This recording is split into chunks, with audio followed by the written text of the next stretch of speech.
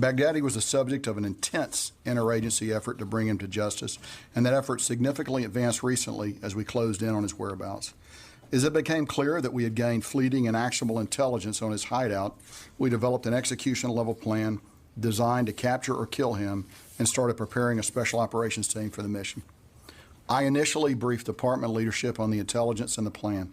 Last Friday, October the 25th, with the approval of Secretary Esper and Chairman Milley, we then extensively briefed the President on all aspects of the plan and the risks involved in its execution. Next slide, please. The general outline of the mission was a helicopter assault by Special Operations Forces that were pre-staged in Syria, launched against an isolated compound in northwest Syria where Baghdadi was suspected to be hiding. Following the assault, which was designed to capture or kill, the team returned to its staging base. While that concept sounds simple enough, I can assure you that the plan was significantly more complex than that and designed to avoid detection by ISIS and others prior to and during execution, to avoid civilian casualties, and with enough air cover, including armed helicopters, multiple unmanned strike aircraft, and fourth and fifth generation fighters to support and defend the assaulting forces. I will also note that the plan accounted for the assumption that we would find multiple children at the objective. As you will see, we took steps to minimize innocent casualties.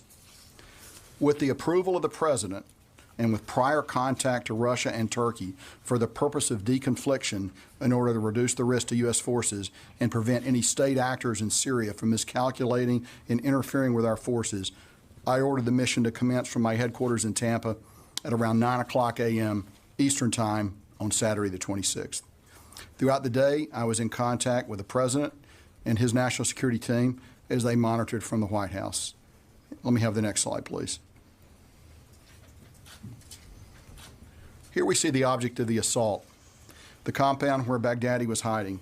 As I noted earlier, this isolated compound was in Idlib province in northwest Syria, approximately 4 miles from the Turkish border. It's an area that we have not traditionally operated in, and roughly a 1-hour helicopter flight from our staging base in Syria. We assessed that he was hiding in Idlib province to avoid the intense pressure that had been put on ISIS and other places in Syria.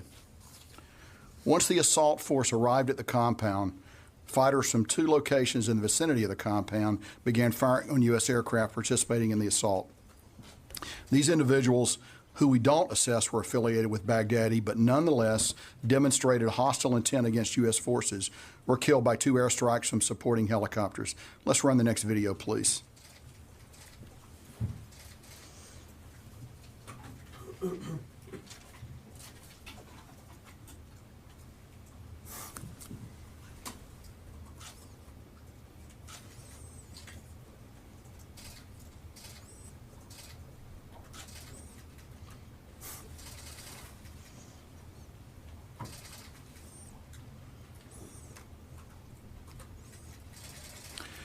These fighters opened fire on our aircraft, and what you see in the video is the actual response. With the assault force surrounding the compound, we repeatedly urged those inside to come out peacefully. Let's go to the next video, please.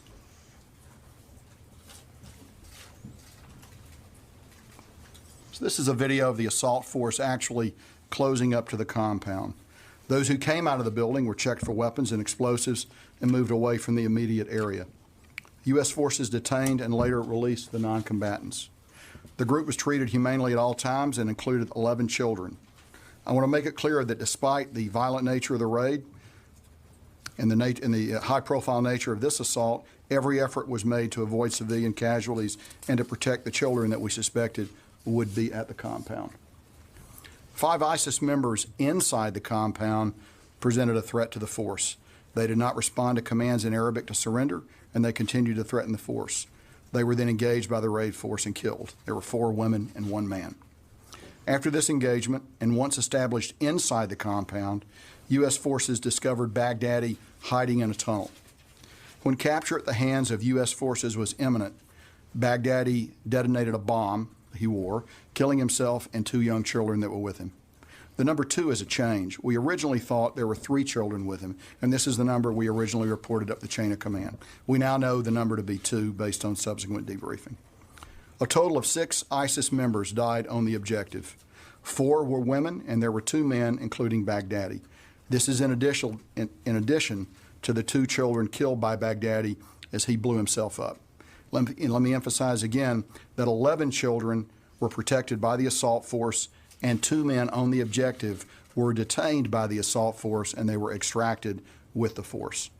After Baghdadi's murder-suicide, our assault force cleared significant debris from the tunnel and secured Baghdadi's remains through DNA identity confirmation, which were flown with the assault force back to the staging base. Following collection of samples for formal DNA analysis, Baghdadi's remains were buried at sea in accordance with the law of armed conflict within 24 hours of his death. While the assault force was securing the remains, they also secured whatever documentation and electronics we could find, which was substantial. The assault force then left the compound and returned to their helicopters with the 2 detainees that I've already mentioned. After our forces were safely off the objective, U.S. forces employed precision standoff munitions to destroy the compound and its contents. Let's go to the next video, please.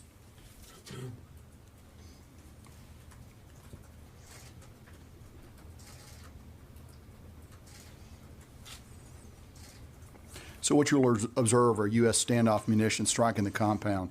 For those of you that may have seen before and after pictures of the compound, it looks pretty much like a parking lot with large potholes right now. The operation was exquisitely planned and executed. It demonstrates the United States' global reach and our unwavering commitment to destroy ISIS, bring its leaders to justice, and to protect America and others from people like Baghdadi. The mission was a difficult, complex, and precise raid that was executed with the highest level of professionalism and in the finest tradition of the U.S. military.